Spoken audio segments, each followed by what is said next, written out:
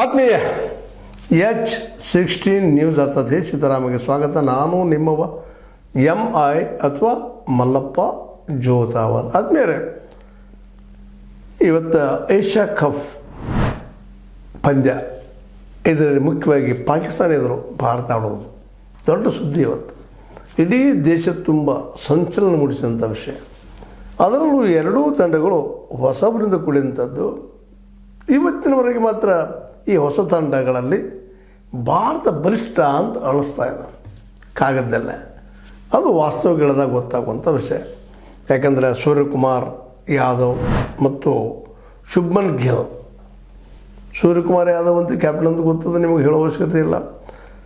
ಜೊತೆ ಶುಭ್ಮನ್ ಗಿಲ್ ಟೆಸ್ಟ್ನಲ್ಲೇ ಈ ಹಿಂದೆ ಇಂಗ್ಲೆಂಡದಲ್ಲಿ ಅವ್ರು ಮಾಡಿದಂಥ ಸಾಹಸ ನೋಡಿದಾಗ ಸಹಜವಾಗಿ ಇವರಿಬ್ಬರ ಕಾಂಬಿನೇಷನ್ ಏನದ ಇಲ್ಲೇ ನಿಶ್ಚಿತವಾಗಿಯೂ ಒಂದು ಹೊಸ ರೂಪವನ್ನು ಭಾರತ ಕ್ರಿಕೆಟ್ ನೀಡಬಹುದೇನೋ ಅಂತೇಳಿ. ಸೂರ್ಯಕುಮಾರ್ರಂತೆ ಅವರು ಸೂರ್ಯಕುಮಾರ್ ಯಾದವ್ ಬಿರ್ರಿ ಆಟಗಾರರು, ಆದರೆ ನಿಶ್ಚಿತ ಹೊಡೆತಗಾರರು. 6-4 ಅವರಿಗೆ ನಿರಾಯಾಸ. ಅಂಥ ಒಂದು ಶಕ್ತಿಮಾನ್ ಆದಂಥ ವ್ಯಕ್ತಿ.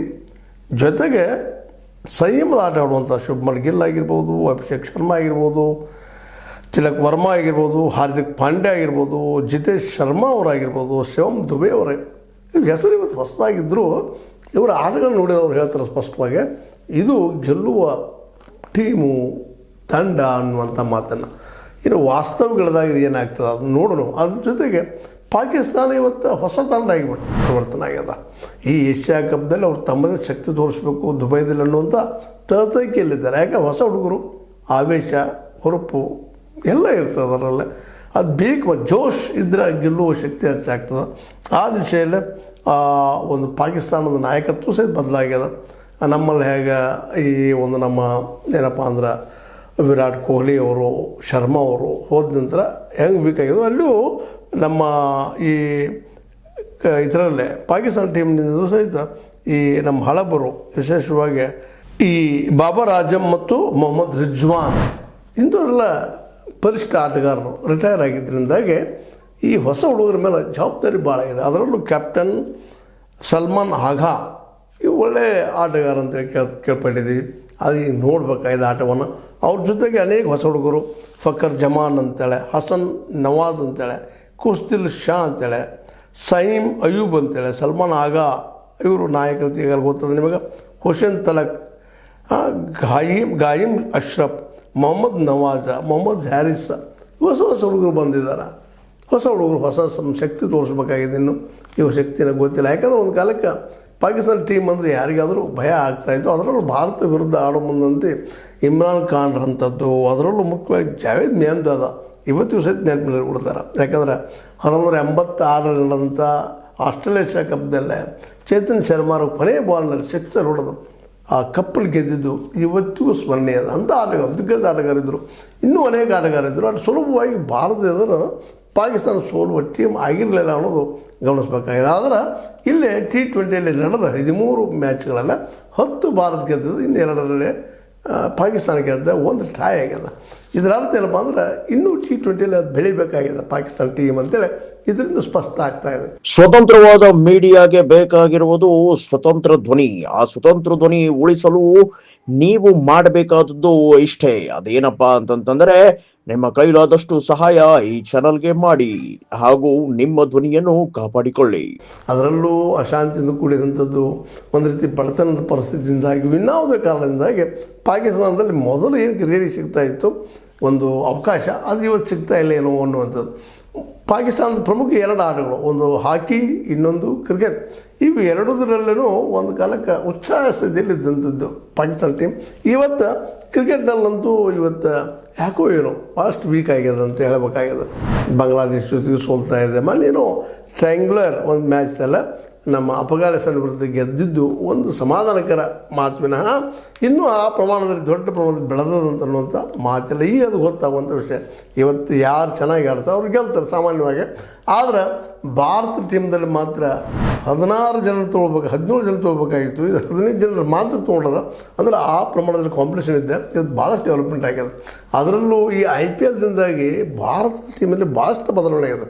T20ಯಲ್ಲಿ ಬಾಲಿಂಗ್ದಲ್ಲಿ ಆಗಿರ್ಬೋದು, ಬ್ಯಾಟಿಂಗ್ದಲ್ಲಿ ಆಗಿರ್ಬೋದು, ಫೀಲ್ಡಿಂಗ್ದಲ್ಲಿ ಆಗಿರ್ಬೋದು, ಅದೊಂದು ಎಲ್ಲ ದೇಶಗಳ ಭಾಳಷ್ಟು ಆಟಗಾರರಿಗೆ ಒಂದು ರೀತಿ ಆಡಂಬಲ ಆದಂಗೆ ಇದೆ IPL. ಆ ದಿಶೆಯಲ್ಲಿ ಭಾರತ ತಂಡ ಒನ್ ಡೇಗಿಂತಲೂ 2020 ಆಡೋದ್ರಲ್ಲಿ ಇನ್ನಷ್ಟು ಮಾಹಿರಾಗಿದೆ, ಬಲಿಷ್ಠ ಆಗಿದೆ, ಶಕ್ತಿಮಾನ್ ಆಗಿದೆ ಅನ್ನೋಂಥ ಒಂದು ಸದಭಿಪ್ರಾಯ. ಆದರೆ ಇದು ಯಾವಾಗಿನ ಪ್ರೂವ್ ಆಗೋದಪ್ಪ ಅಂದರೆ ಇವತ್ತು ನಡೆಯುವಂಥ ಮ್ಯಾಚ್ದಲ್ಲಿ ಎಷ್ಟರ ಮಟ್ಟಿಗೆ ಈ ಪಾಕಿಸ್ತಾನವನ್ನು ಸೋಲಿಸುವಲ್ಲೇ ಇದು ಏನಪ್ಪ ಅಂತಂದ್ರೆ ಭಾರತ ಯಶಸ್ವಿ ಆಗ್ಬೋದು ಅಂತೇಳಿ.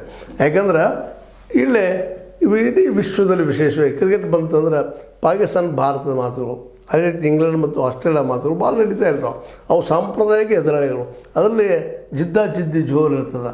ಮತ್ತು ಅದೇ ಕಾಲಕ್ಕೆ ಗೆಲ್ಲಲೇಬೇಕಂತ ಹಠದ ಜೊತೆಗೆ ಯಾವುದೇ ಮಾರ್ಗದಾದರೂ ಗೆಲುವು మనకు ಬೇಕಪ್ಪ ಅನ್ನುವಂಥ ಒಂದು ಪರಿಸ್ಥಿತಿ ಇರ್ತದೆ. ಯಾಕಂದರೆ ಎರಡೂ ದೇಶಗಳಲ್ಲಿ ಇಲ್ಲಿ ಅಭಿಮಾನಿಗಳು, ಭಾರತದ ಅಭಿಮಾನಿಗಳಾಗಿರ್ಬೋದು, ಪಾಕಿಸ್ತಾನದ ಅಭಿಮಾನಿಗಳಾಗಿರ್ಬೋದು, ಅತಿಯಾಗಿ ನಾವು ಗೆಲ್ಲಲೇಬೇಕು ಅನ್ನೋಂಥ ಹಠ ಆ ನೋಡುಗರಲ್ಲಿರೋದ್ರಿಂದಾಗಿ ಸಹಜವಾಗಿ ಪ್ರೆಷರ್ ಭಾರತ ಟೀಮಲ್ಲೂ ಇರ್ತದೆ, ಪಾಕಿಸ್ತಾನ ಟೀಮಲ್ಲೂ ಇರ್ತದೆ. ಇಂಥ ಒಂದು ಪ್ರಸಂಗದಲ್ಲ ಆದಷ್ಟು ಗೆದ್ದವರು ಒಂದು ದೊಡ್ಡ ಹೆಸರಾಗ್ತಾರೆ, ದೊಡ್ಡ ಹೀರೋಗಳಾಗ್ತಾರೆ. ಆದರೆ ಇದೇ ಸಂದರ್ಭದಲ್ಲಿ ಒಂದು ಮಾತಿನ ನಾವು ಗಮನಿಸಬೇಕಾಗ್ಯದು. ಇಂಥ ಒಂದು ನಾವು ಕೂಡಿ ಆಡುವ ಸಂದರ್ಭದಲ್ಲಿ ನಮ್ಮಲ್ಲಿ ಕೆಲವೊಂದು ಸಂಪ್ರದಾಯವಾದಿಗಳಾಗಿರ್ಬೋದು, ಪಾಕಿಸ್ತಾನದಲ್ಲಿ ಕೆಲವು ಸಂಪ್ರದಾಯವಾದಿಗಳಾಗಿರ್ಬೋದು, ಮ್ಯಾಚ್ ಬೇಡಪ್ಪ, ಅದರ ಪಹಲ್ಗಾಮ್ದಲ್ಲಿ ಆದಂಥ ಒಂದು ಏನು ಪ್ರಕರಣ ಆಗ್ಯದ ಈ ಒಂದು ಭಯೋತ್ಪಾದಕರದು. ಅದರ ನಂತರದಲ್ಲಿ ನಮ್ಮಲ್ಲಿ ಅನೇಕ ಇಲ್ಲಿಯ ರೈಟ್ ವಿಂಗ್ ಅಂದರೆ BJP ಅಥವಾ RSS ಮೂಲದ ಬಂದಂಥ ಜನ ಇದನ್ನು ವಿರೋಧ ಮಾಡ್ತಾ ಇದ್ದಾರೆ. ಪಾಕಿಸ್ತಾನ ಜೊತೆಗೆ ಇದು ಕ್ರಿಕೆಟ್ ಬೇಡ ಅಂತೇಳಿ. ಅಂದ್ರೆ ಈ ಕ್ರಿಕೆಟ್ ಆಡೋದ್ರಿಂದ ನಮಗೆ ಅಪಮಾನ ಆಗ್ತದೆ ಅಂತೇಳಿ. ಅದರಲ್ಲೂ ಒಂದು ಕಾಲಕ್ಕೆ BJP ಪಾಕಿಸ್ತಾನ ಹೆಸರು ಹೇಳಿದರೆ ಅವ್ರ ಜೊತೆ ಆಡೋದಂದ್ರೆ ಪ್ರಬಲವಾಗಿ ವಿರೋಧ ಮಾಡ್ತಾಯಿತ್ತು. ಇವತ್ತು ಅದಕ್ಕೆ ಒಪ್ಪಿಗೆ ಕೊಟ್ಟದ್ದು BCCI ಆಗಿರೋದು ಇಲ್ಲಿ ಗಮನಿಸಬೇಕಾಗ್ಯದ. ಅನುಕೂಲ ಸಿಂಧು ಎಲ್ಲ ಅವರು ಇಲ್ಲೇ ಇವತ್ತು ನೋಡಿ ಈ ಒಂದು ಶಿವಸೇನಾ ಆಯಿತು, ಮತ್ತೇನಾಯಿತು, ರೈಟ್ ವಿಂಗದವರು ವಿರೋಧ ಮಾಡ್ತಾ ಇದ್ದಾರೆ. ನಾಳೆ ಅಧಿಕಾರಕ್ಕೆ ಬಂದ್ರೆ ಅವರು ಹಿಂಗೆ ಆಗ್ತಾರೆ ಅನ್ನೋದು ಇದೊಂದು ಸಾಕ್ಷಿ. ಯಾಕಂದರೆ ಯಾವ ಪ್ರಮಾಣದಲ್ಲಿ ಪಾಕಿಸ್ತಾನ ವಿರುದ್ಧ ಆಡೋದಕ್ಕೆ ನಮ್ಮ ಏನು BJP ಜನ ವಿರೋಧ ಮಾಡ್ತಿದ್ರು ಅಂದರೆ ಇವತ್ತು ನೆನಪಿಸ್ಕೊಂಡ್ರು ನಾವು ಎಷ್ಟಪ್ಪ ವಿರೋಧಿ ಇರೋದು ಅಂತೇಳಿ. ಬಟ್ ಇವತ್ತು ಅವು ಸರ್ಕಾರ ಒಪ್ಪಿಗೆ ಕೊಟ್ಟದ, ಅಂದರೆ ಇದರ BJP ಸರ್ಕಾರ ಒಪ್ಪಿಗೆ ಕೊಟ್ಟದ. ಆದರೂ ವಿರೋಧ ಮಾಡಿಸ್ಬೇಕು ಒಂದಿಷ್ಟು ಜನ ಮಾಡಿದ್ದಾರೆ ಜನ. ಅದೇನೋ ಆಗಲಿ, ಗ್ರೂಪ್ನಲ್ಲಿರುತ್ತಿರುವಂಥ ಭಾರತ ಮತ್ತು ಪಾಕಿಸ್ತಾನ ಇವತ್ತು ದುಬೈದಲ್ಲೇ ಎದುರಾಳಿಗಳಾಗಿದ್ದಾರೆ. ಯಾರು ಗೆದ್ದವರು ಸುರಕ್ಷಿತ, ಸೋತವ್ರು ಮಾತ್ರ ಅವ್ರ ದೇಶದಲ್ಲಿ ಟೀಕಿಗೆ ಒಳಗೋದು ಅಷ್ಟು ಸತ್ಯದ. ಬಟ್ ಆದರೂ ಇನ್ನೂ ಅವರಿಗೆ ಇದೊಂದೇ ಅಲ್ಲ, ಇನ್ನೊಂದು ಪಂದ್ಯ ಸಿಗುವಂಥ ಸಾಧ್ಯತೆಗಳಿದ್ದಾವೆ ಸೆಮಿಫೈನಲ್ದಲ್ಲೇ. ಮತ್ತು ಅದರ ನಂತರ ಒಂದಿನ ಸೆಮಿಫೈನಲ್ ಗೆದ್ರೆ ಫೈನಲ್ದಲ್ಲೂ ಮತ್ತೆ ಭೇಟಿ ಆಗುವಂಥ ಸಾಧ್ಯತೆಗಳಿದ್ದಾವೆ.